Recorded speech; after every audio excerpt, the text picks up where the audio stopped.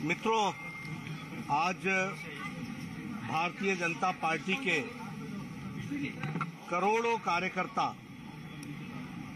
देश भर में और दुनिया में डॉक्टर श्यामा प्रसाद मुखर्जी का जन्मदिन, जन्म जयंती मना रहे हैं।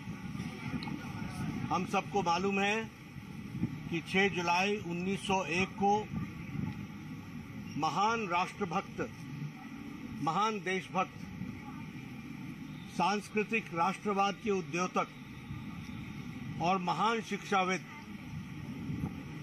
स्वर्गीय श्यामा प्रसाद मुखर्जी जी का जन्म 6 जुलाई 1901 को हुआ था।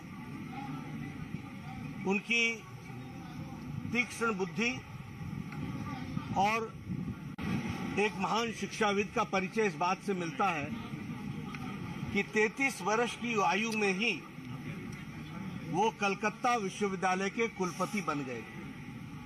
At the age of 33, he became the Vice Chancellor of Calcutta University in those days. तो आप समझ सकते हैं कि उनकी शिक्षा, प्रखर ज्ञान, उनकी विद्वता सारी दुनिया उसका लोहा मानती थी। हम ये भी जानते हैं कि 1929 में वो पहली बार बंगाल की विधानसभा में उन्होंने प्रवेश किया और 1930 में वैचारिक मतभेद को ध्यान में रखते हुए उन्होंने इस्तीफा दे दिया और तत्पश्चात वो फिर से शिक्षा के काम में लगे। 1940-41 में वह 41-42 में वो फजलुल हक के कैबिनेट में वित्त मंत्री बंगाल के बने और उन्होंने बंगाल की बहुत सेवा की। सबसे महत्वपूर्ण बात यह है कि उस समय की चर्चा में बंगाल सारे का सारा भारत से और पंजाब सारे का सारा भारत से निकलने की बात हो रही, लेकिन उन्होंने यह लड़ाई लड़ करके जो आज बंगाल का हम स्वरूप देख रहे हैं, यह श्यामा प्रसाद मुखर्जी की देन है कि उन्होंने उस समय इस विषय को रखा और फिर वो पश्चिम बंगाल के नाम से जाना गया। साथ ही साथ वह जवाहरलाल नेहरू के कैबिनेट के पहले सदस्य थे।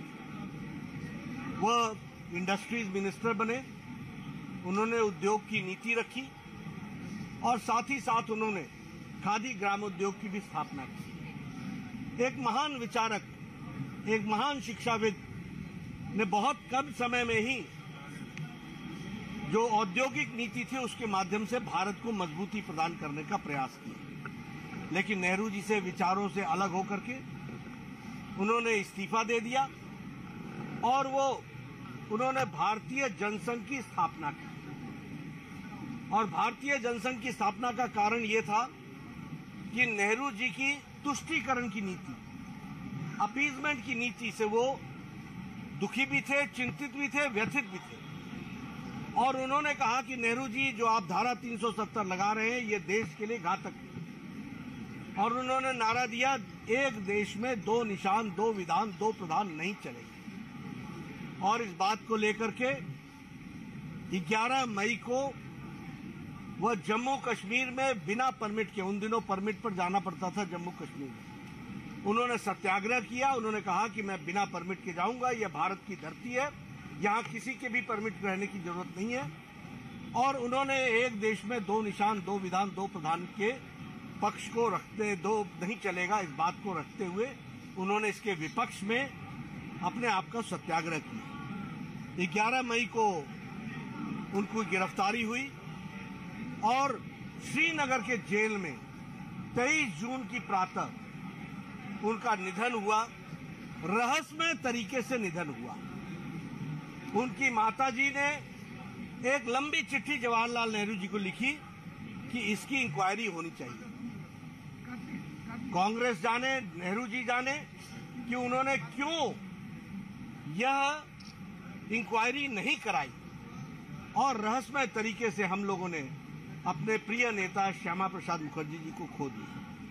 लेकिन भारतीय जनसंघ और भारतीय जनता पार्टी ने उनकी यात्रा को सफल बनाने के लिए सालों साल लगे रहे और मुझे खुशी है कि आदरणीय प्रधानमंत्री जी के नेतृत्व में और अमित शाह जी की रणनीति ने धारा 370 को धाराशाही कर दिया और आज एक देश में एक विधान, एक प्रधान, एक संविधान लागू हो गया और धारा 370 समाप्त हो गया। यह श्यामा प्रसाद मुखर्जी जी को सच्ची श्रद्धांजलि है। आज जब हम उनको याद करते हैं उनकी जन्म जयंती पर, तो भारतीय जनता पार्टी के कार्यकर्ता, करोड़ों कार्यकर्ता 23 मई से लेकर 6 जून के बीच में वृक्षारोपण, सामाजिक कार्य, अस्पतालों में जाना, गरीब लोगों की चिंता करना, झुग्गी झोपड़ियों की चिंता करना, उनके लोगों की चिंता करना और सामाजिक कार्य को आगे बढ़ाना, यह काम हम लोग लेते हैं। और आज के दिन करोड़ों कार्यकर्ता इस काम में जुटे हैं। मैं उनको साधुवाद भी देता हूं और डॉक्टर श्यामा प्रसाद मुखर्जी जी के लिए सच्ची श्रद्धांजलि एक भारतीय जनता पार्टी के कार्यकर्ता के रूप में यही है कि हम अपना जीवन इस देश के लिए, मजबूत राष्ट्र को मजबूत करने के लिए लगाएं। यही हमारा उद्देश्य होना चाहिए। इसके लिए हम जीवन अर्पित करें, यही मुझे कहना है। और हम सब लोग डॉक्टर श्यामा प्रसाद मुखर्जी के जीवन से प्रेरणा लें।